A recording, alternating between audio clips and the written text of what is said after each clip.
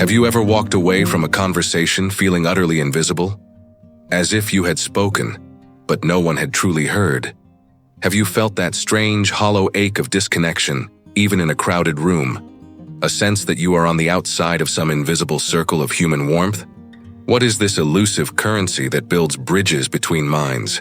Why do some people seem to command effortless connection, drawing others in with a quiet gravity, while others speak only to be met with polite nods and vacant stares?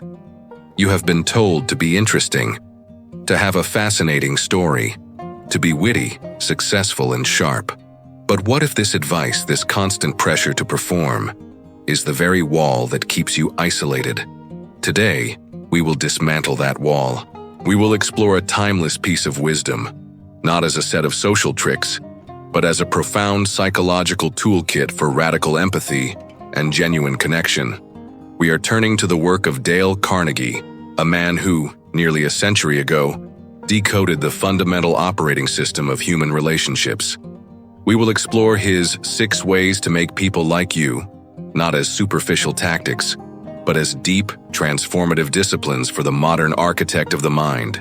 The root of our disconnection, the true reason we feel unheard and unseen, is a fundamental error in our approach. We are trapped in the prison of our own ego. We navigate the world from a place of profound self-obsession. We don't listen to understand. We listen for a gap where we can insert our own story, our own opinion, our own pain. We see other people not as vast, complex universes of their own, but as mirrors or obstacles to our own desires. This is the default state of the untrained mind, and it is a recipe for a life of profound loneliness. To break free, we must embark on a journey away from the self, and our first step is the most radical of all. Principle 1. Become genuinely interested in other people. This sounds simple. It is not. This is a command to commit a kind of ego suicide.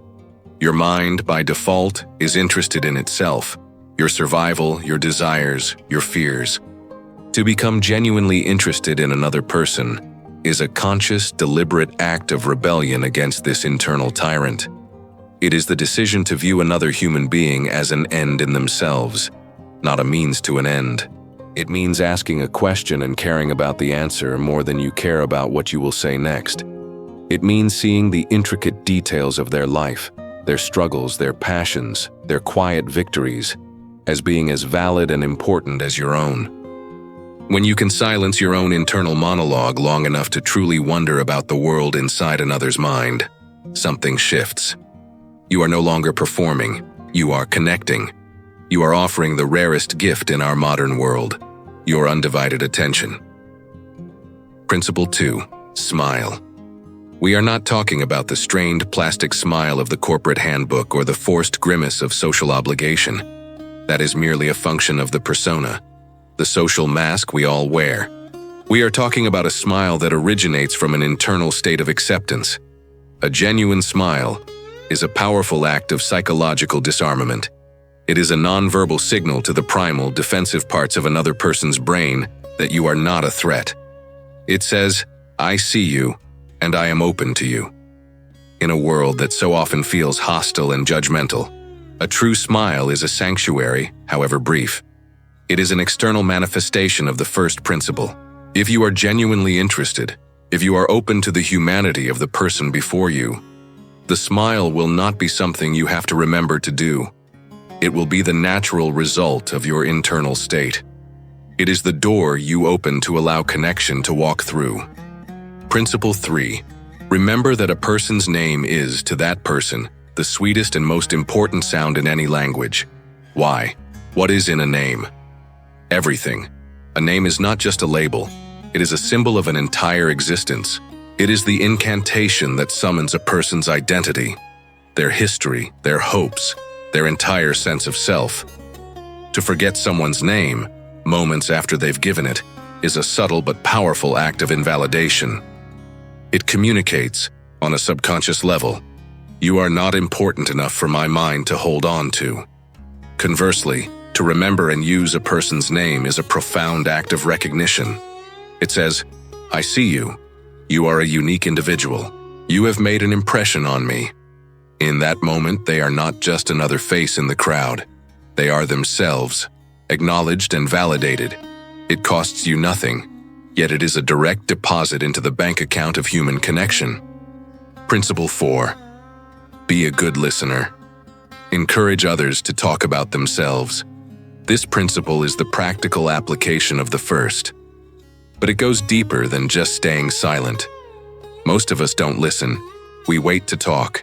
Our ego is crouched, ready to spring forward with a rebuttal, a related story, or a piece of advice. A true listener does something else entirely. They create a sacred space. They ask questions that don't just gather facts, but that invite introspection. They ask, "How did that feel?" instead of just "What happened next?" This kind of listening, what the psychologist Carl Rogers called unconditional positive regard, has a nearly magical effect.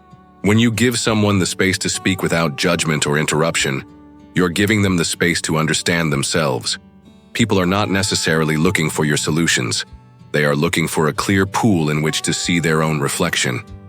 By becoming that clear, still pool for them, you create a bond of trust and intimacy that is unbreakable. Principle 5.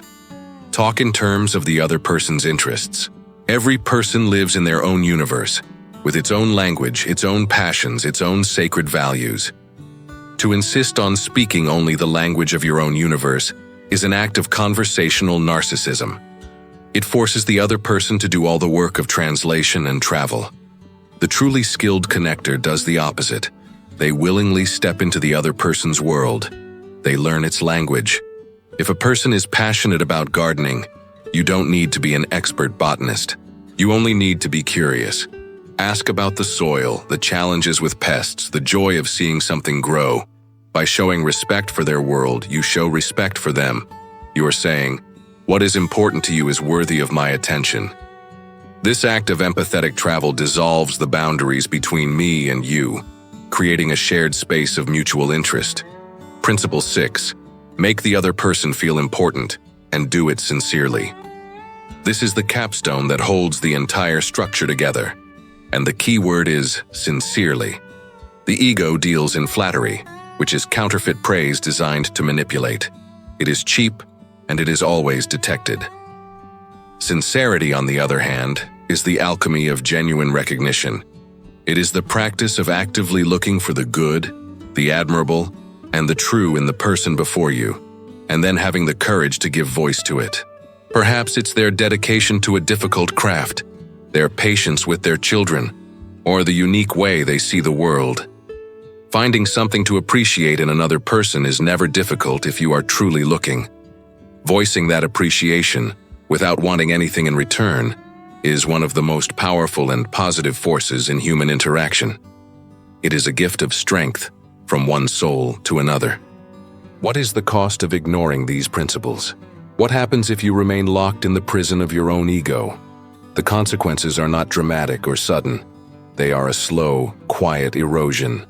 A life of transactional relationships, hollow conversations, and a growing, gnawing sense of being fundamentally misunderstood. You will move through the world, but you will never truly connect with it. You will be surrounded by people, yet feel utterly alone.